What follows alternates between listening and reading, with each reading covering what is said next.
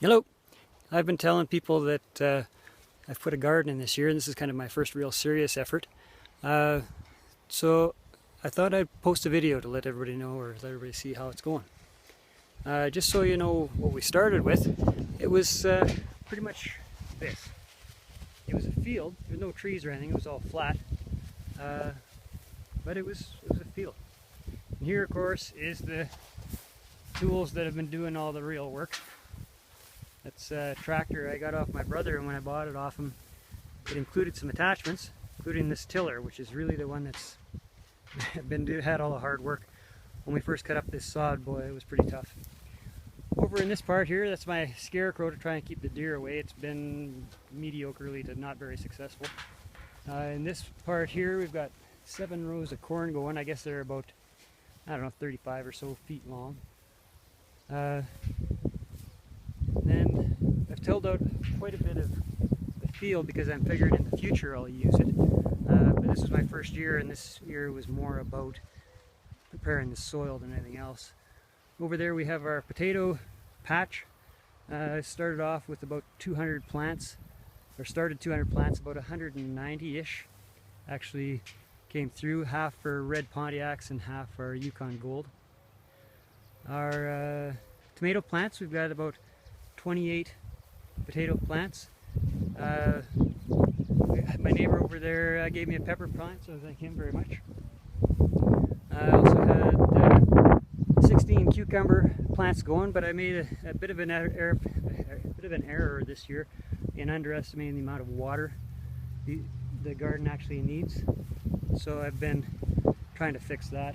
I've been heavily watering it for the last couple weeks now to try and make it come back, because nothing too much was happening. Well, I shouldn't say that. The plants were coming, but they weren't doing particularly well. Now, as you can see, the cucumbers kind of started to make a go of it, so that's a good thing. Got a row of onions. These rows are about 40 feet long. A couple rows of peas. I don't know how many I'm actually going to get. Part of my approach was to plant fairly thin rather than thin out after they started growing. Here I had a bunch of radishes. It was kind of a mixed row, radishes, some extra pea plants. I ended up sticking some other stuff in. I'm not even really sure what it is.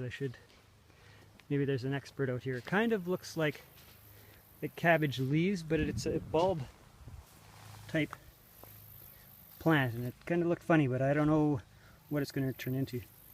Here's you can see the radishes. That one's pretty. The first crop is pretty much done. I had some that seemed to go to seed or to flower, and didn't really have much of a bulb in the bottom, but I don't know why. But live and learn. Like I say, it's my first year. I've got beets, a couple rows of beets as well. Maybe we'll do some canning and that kind of stuff, and some carrots on the far end.